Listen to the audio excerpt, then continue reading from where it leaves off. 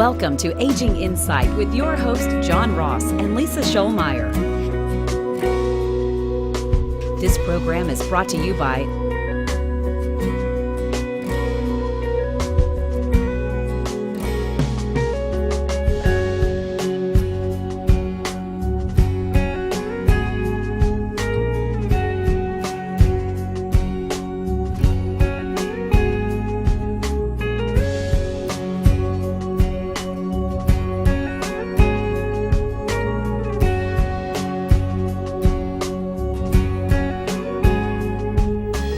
Welcome to another edition of Aging Insight. I'm Lisa Shoalmire, and I'm here with John Ross, and we are elder law attorneys that practice right here in the Texarkana area in the Arklatex. You know, we're here so that you can get information about things such as wills, estates, powers of attorney, planning for long-term care, veterans benefits, state and death tax issues. And so we hope that this program that comes to you in your home is helpful to you so that you can better understand the choices and the decisions that you have the ability to make concerning your own life and your own affairs. Yeah. Well, you know, we've talked about lots of stuff on this program, but you know, one thing, Lisa and I both just finished reading a new book, a fictional book by the author John Grisham. Now, you may know John Grisham. He's written legal thrillers. They've made a lot of different movies about some of his books, A Time to Kill and others. His newest book is called Sycamore Row. Now, if you haven't read it, don't worry. We're not going to spoil the end. All right? And John Grisham, if you're out there, you know, we'll take a few royalties, you know, That's for right. chatting about your book. But we do want to talk about the book because it impacts some real world issues that we think you'll appreciate. Right. So let me at least set the stage of this book. The book kind of opens with a gentleman who is older. He's got cancer. He's been receiving chemotherapy. He's been struggling with pain and suffering, and he decides ultimately to take his own life. Now, shortly after, they discover that he has left behind a handwritten will, and in this handwritten will, he has cut out his children and their children. He's cut out all of his descendants and instead left his entire estate to a couple of charities, a church, and his brother. But the bulk of it went to a caregiver, a person that had been seeing to him for the last few years. Well, as you might imagine, what the rest of the book is about is a will contest. And what we kind of thought we would do today is talk about, in light of this book and some of the things that they talked about in the book, you know, what is the reality of a will contest? What ways can you challenge it? What ways are likely to be successful? And what do you need to know to make sure it doesn't happen to you? So, you know, Lisa, I guess the first issue with this that, you know, and I've talked to some folks who have read this book, and the first thing they asked me was, John, could I really actually make a handwritten will? Yeah, you know, that is something that we hear about a lot, and, you know, and in the book, many of the characters have that same question. Can I take and write on a simple piece of paper and handwrite a will in my own handwriting? And the answer to that question in every state that I'm aware of is yes, you actually can make a valid will by writing a will out in your own handwriting and dating that writing and signing that writing. And that's all it takes to make a valid will. Now, just like in this book, that handwritten will, while it was, you know, deemed to be valid, there were still a lot of issues that caused a lot of money to be spent getting that will to be honored by the court. So while you can handwrite out a valid will, you know, there are some things that handwritten will may not address, and it may cost your estate money down the road. That's right. So, a handwritten will is what's called a holographic will. And notice Lisa didn't say anything about witnesses or notaries. I've had folks all the time, and they'll say, well, I guess I need to get this notarized. Well, a handwritten will, one that's entirely in your own handwriting and signed by you and dated, does not have to be witnessed or notarized. But notice the key here, entirely in your handwriting. If you use one of those pre-printed forms where you fill in the blanks and it has I blank, hereby leave blank to blank, and you just fill in, that is not entirely in your handwriting. And so, the first question when, we occasionally have folks, they come into the office and they say, John, we're unhappy about this will, or we're confused about this will. The first question I'm going to be looking at is to determine whether or not it meets the requirements of at least being a valid will. And I can tell you, I have had people that have brought them in, and I had to be the bearer of bad news to say, it's not entirely in their handwriting. And if it's not in their own handwriting, then it has to have two witnesses, and this one doesn't. Or it's in their handwriting but not signed by them. So first question is, it has to be a valid will. Once you get past that, though, there's oftentimes lots of discussion about whether or not that person had testamentary capacity. Yeah, and testamentary capacity, that is the capacity that you know who you are, you know who your family members are, you know what property you own, and you know what debts you have, and you know what it means when you make a will. You know that this instrument is something that's going to pass property to others at your death. So if you think about that, knowing who your family members are, knowing what property you have, what debts you owe, and that a will is a document that passes property, those are some pretty simple things to understand, which, so a lot of folks, it's hard to challenge testamentary capacity very often. And, what was the issue in this book that we talked about was the gentleman who wrote the will in the book, he was receiving cancer treatments, and he was receiving and had been prescribed some pretty heavy-duty painkillers.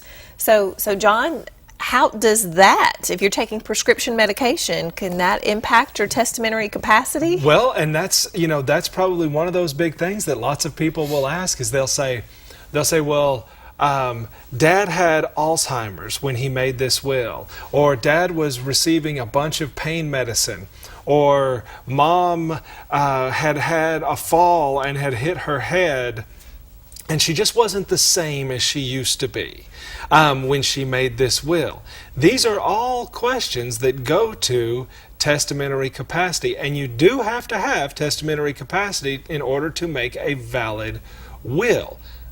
The question is, how do you prove that? And that's where it gets real tricky. And I think probably the best thing to do is take a little break, and then we'll come back and talk about that particular issue.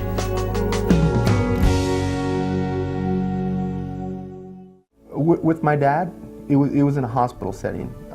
And in his situation, he fell into renal failure. He also helped us make the decision to be on hospice. I have to admit, it took a huge weight off our shoulders for him to be willing. That offered us a lot of comfort, along with the hospice company itself, but it gave us closure, and it helped us through the entire process. SEMA Hospice, comfort and care when it matters most. As things get older, they require more care. This car and I have seen a lot of miles together, but because I take care of her, she runs just like she did in 1955. That's why I chose the Wadley Senior Clinic, with an individualized care plan designed just for me and a convenient location off Jefferson Avenue. They have everything to keep me running like new. It's not about the miles, it's about the journey. Let the Wadley Senior Clinic keep you happy, healthy, and cruising down the road of life. Windsor Cottage offers a home environment with available assistance. Our mission is to provide ultimate care through dedication and personal attention. Residents enjoy the opportunity to continue their independent lifestyle with dignity. They thrive as they're able to live without the pressures of the hustle and bustle of daily living. Windsor Cottage is committed to a family atmosphere where residents can enjoy companionship and the pleasures of daily activities. At Windsor Cottage, we live the difference. Welcome back to Aging Insight. Today we're kind of a fun topic in the sense that Lisa and I read the newest book, Sycamore Row, which is written by John Grisham, which is about a will contest. And we thought, well, maybe we'll just use that book as a way of describing the ways people often do attack wills after that person has died. And this particular case, the thing that we were talking about right before the break was that the gentleman had been receiving some very high doses of pain medicine prior to his death and was on those pain pills at the time he made that will. And this may sound familiar to you. You may know a person who, you know, in those later stages of life, maybe they had Alzheimer's, maybe they had Parkinson's or some other dementia-causing illness, maybe they had a head injury, maybe they were just on a bunch of medicines. But all of this goes to the question of testamentary capacity. The problem with testamentary capacity, or at least the problem with proving that somebody lacks testamentary capacity, is that you've got to look at it at the exact moment that they made that will. Well, you know, John, and I think those are two keys. You know, first of all, the law presumes that we all have testamentary capacity. So I caught just a moment ago where you said, you know, how difficult it is to prove that an individual lacks testamentary capacity, because that is the burden of proof that someone who's challenging a will has to meet. You know, the person's family who died, they don't have to prove they had testamentary capacity. The challenger has to prove that the individual lacked testamentary capacity. And the second key there was what you just said about the capacity.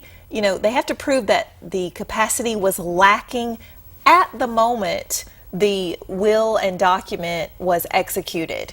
And you know, a lot of times we just don't have very good information about what was going on with that individual at that exact moment that a will was executed.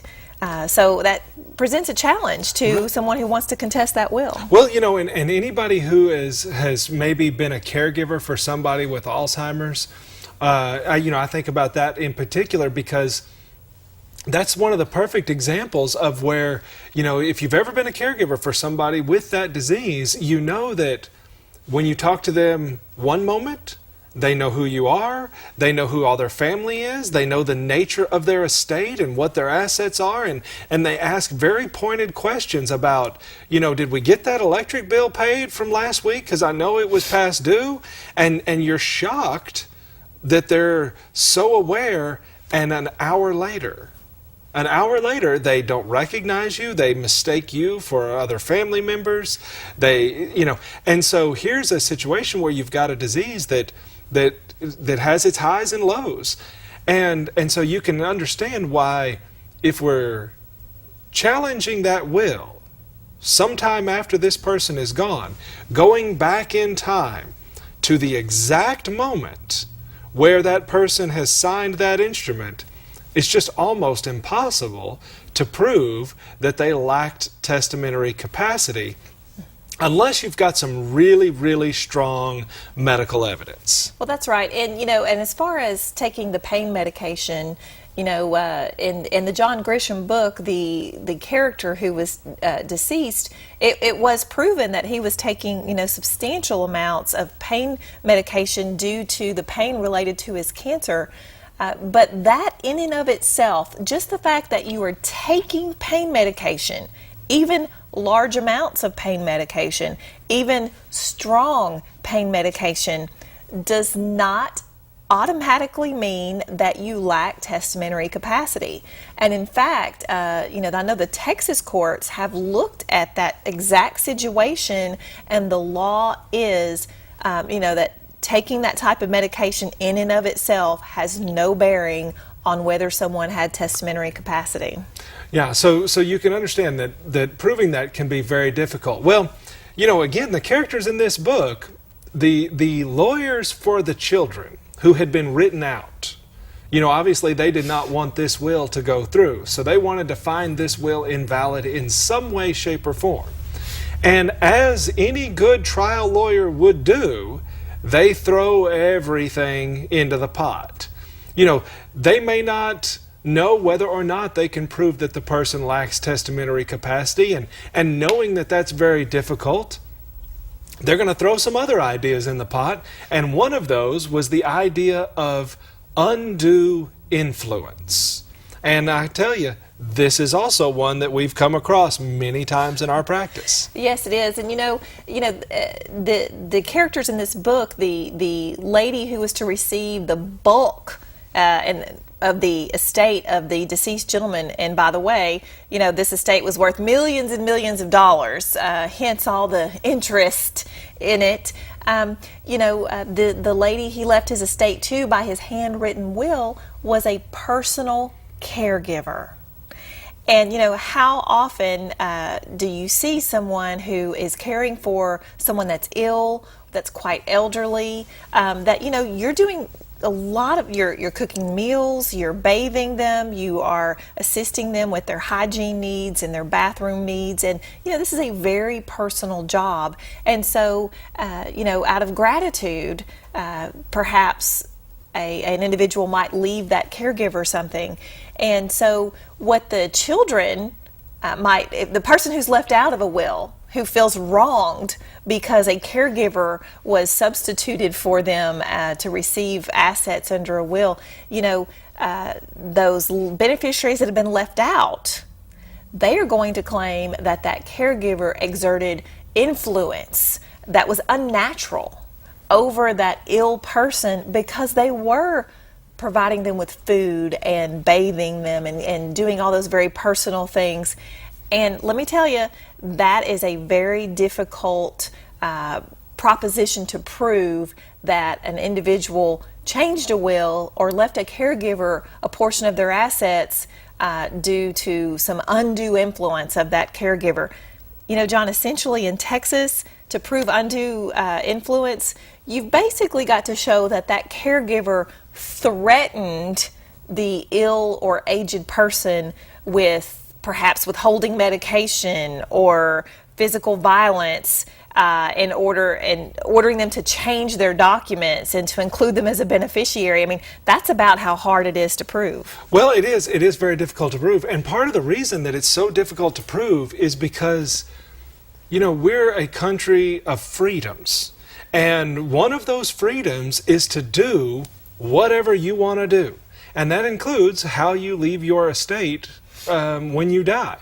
In every state of the Union, except for Louisiana, you can leave your stuff to whoever you want.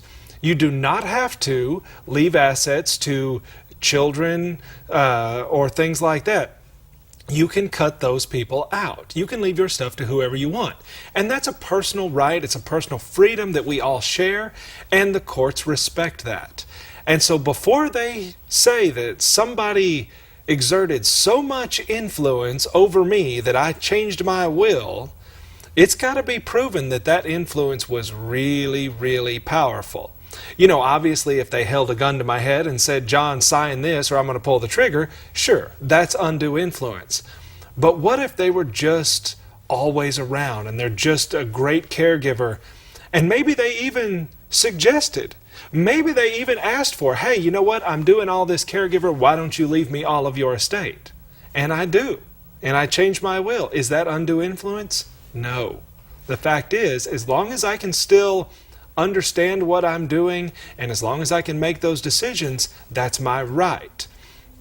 So once again, proving undue influence, kind of like proving a lack of testamentary capacity, can be an uphill battle. That's right. So we're going to take our final break, and when we come back, we're going to talk about no contest clauses and cutting beneficiaries out if they challenge your will, and some of the other issues that came up in this book by John Grisham, Sycamore Row. We'll be right back. All our moments should be cherished. SEMA Hospice provides comfort care when you need it most with compassion, dignity, and respect. Along with Jordan Health Services, SEMA Hospice provides compassionate continuity of care. SEMA Hospice, comfort and care when it matters most. Hi, I'm John Ross, elder law attorney and board member for the Alzheimer's Alliance, and welcome to Our Place. Our Place is a day program designed to provide rest and relief for the caregivers of people with Alzheimer's and related dementias. Our Place is a safe environment where our friends benefit from socialization in a home-like environment. Alzheimer's is devastating and affects over 17,000 families in our area. To find out how Our Place can benefit you, please visit our website. Hi there, I'm Larry Sims. It's been my privilege for the past several years to be a volunteer board member of Hospice of Texarkana, and there I'm able to represent community members like you. We continually customize our end-of-life care to better meet the needs of our community. As an example, our medical director and nurse practitioner still make visits to homes and facilities. Call today to learn more about the help we can give your family. Hospice of Texarkana, the nonprofit hospice established in 1985 for the community, by the community. From our first moments to our final days, life's journey should be remembered free of burden and worry. Families should be cherished. SEMA Hospice provides comfort care, dignity, and respect. Learn more about SEMA Hospice at semahospice.com. SEMA Hospice, comfort and care when it matters most. Well, welcome back to Aging Insight. I'm Lisa Shoalmire, and I'm here with John Ross.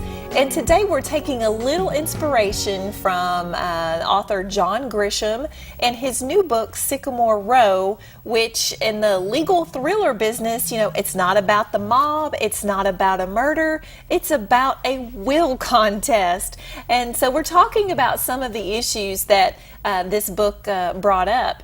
And, John, I guess the biggest overriding plot point in this book has to do with the fact that not only did this gentleman, the main character, write a new will right before his death that left everything to a caregiver, but, the book follows all the other players as they engage in the court system in a will contest. So can you talk about the impact that a will contest is going to have on people? Well, here's the biggest thing about this. The reality of it is that when everybody realized that this guy had died, that he has left this disaster behind of this handwritten will made right on his deathbed under all of these strange circumstances, the one thing about it was the lawyers. Frankly, the ones that are portrayed in the book are salivating at the idea of being able to milk this estate for attorney's fees and costs, and the sky is the limit, because as long as people are willing to fight, these lawyers are willing to bill them. And you know what? That's not far off in many cases. There's a lot of attorneys out there, and many of them will fight those sort of battles, but it's not cheap.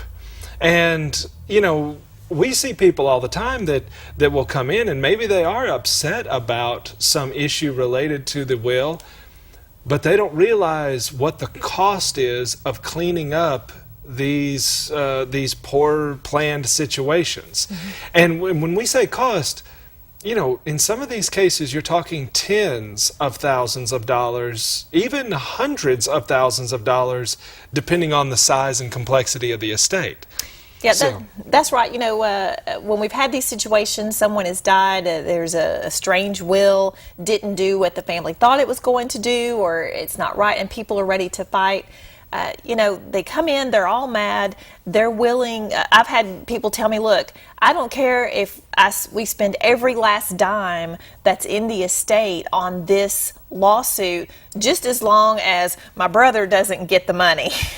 And, if that's how you want to spend the legacy of that loved one, I guess more power to you, but it is an expensive proposition, and it's not a quick proposition. It's depending on the size of the estate, it will take certainly more than a year, sometimes many years, to finally resolve. Yeah, and I think that's a good point as well, because I read this book in a couple of days. It was pretty exciting, pretty good book, and I can just assure you that a will contest does not start and finish within a couple of days. Lisa's point, it takes months. The court process is very slow. And if you've watched this show before, you've heard Lisa and I say, in our practice, as elder law attorneys, in our practice, if you're at the courthouse, it's because something went wrong. We like to hopefully plan everything to avoid those sort of things. And there are things that can be done. Again, paying attention to who you're putting in charge. We talked the other day about planning ahead before you become infirm, before you start having these issues. If the longer that estate plan has been in place, the harder it becomes to challenge, because that's clearly what you intended for a long, long time. Likewise, if it's not what you intend, change it. But change it as soon as you can so that you can start running that.